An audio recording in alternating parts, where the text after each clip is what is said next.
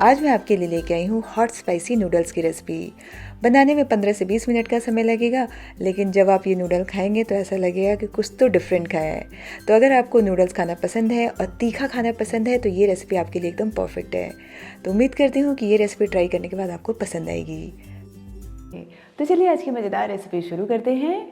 Spicy veg noodle बनाने के लिए मैंने यहाँ पे एक पतीले में पानी गर्म किया है। हम इसमें एक पैकेट नूडल डाल देंगे। किसी भी ब्रांड का नूडल आप इस्तेमाल करें। थोड़ा सा नमक और तेल डाल दें।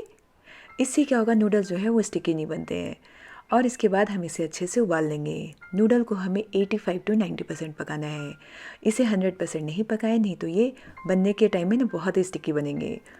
तो गैस बंद करने के पहले आप एक बार नूडल को चेक कर लें। जब ये आसानी से टूटने लगे मतलब यहाँ पे हमें गैस को बंद कर देना है। ये देखिए। तब हम क्या करेंगे ना कि इसे छान लेंगे। तो छानने के बाद इसे आपको ठंडे पानी से एक बार वॉश कर लेना है। उससे क्या होता है, नूडल के ऊपर का जो पानी का टेम्परेचर है वो कम हो जाएगा और ये ओवर कुक नहीं होगा। तो यहाँ पे मैंने इसे पानी से छान लिया है और एक बार पानी से वॉश भी कर लिया है। मतलब छानने के बाद ना ठंडा पानी एक बार इसके ऊपर डाल दे। तो अब हम चलते हैं नेक्स्ट प्रोसेस में, जहाँ पे हम क्या करेंगे कि तीनों कलर की शिमला मिर्च ले लेंगे, लंबाई में काटे, प्याज और यहाँ पे बारीक कटी हुई लहसुन। अगर आपके पास कलरफुल शिमला मिर्च नहीं है तो सिर्फ प्याज, लहसुन और हरे शिमला मिर्च का भी इस्तेमाल करें, नहीं तो सिर्फ प्याज और लहसुन डालें।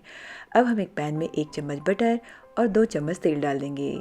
बटर आपके पास नहीं है तो आप उसे स्किप कर सकते हैं, लेकिन बटर से बहुत अच्छा फ्लेवर आता है। और बटर में ना हम क्या करेंगे कि लहसुन को पहले पका लेंगे। तो लहसुन को मीडियम फ्लेम पे हल्का सा भून लें। जैसे इसका कलर चेंज हो जाएगा हम इसमें बाकी की सब्जियां एक साथ डाल देंगे। तो यहाँ पे प्याज और बाकी शिमला मिर्च डाल दें। आप इसमें स्प्रिंग अनियन यानी हरे प्याज का भी इस्तेमाल कर सकते हैं। गाजर डालना है तो वो भी डाल सकते हैं, नहीं तो जैसा कि मैंने बताया कि बस प्याज के साथ भी आप इसे बना सकते हैं।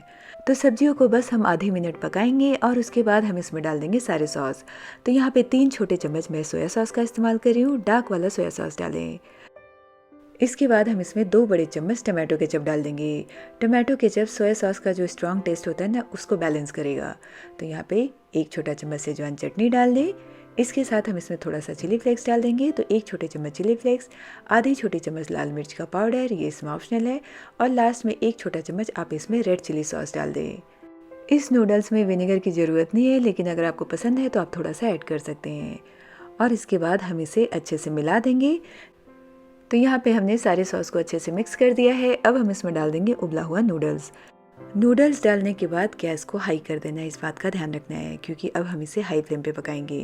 तो जैसे ही नूडल्स आप डाल दें, इसमें हम डाल देंगे आधी छोटी चम्मच काली मिर्च का पाउडर, थोड़ा सा नमक डाल दें। ध्यान रहे कि सारे सॉस में नमक रहता है तो नमक का इस्तेमाल आपको यहाँ पे कम करना है। प्लस हमने इसे उबालते वक्त भी नमक डाला था। और अब हम क्या करेंगे कि सॉस को अच्छे से नूडल्स में मिक्स कर देंगे।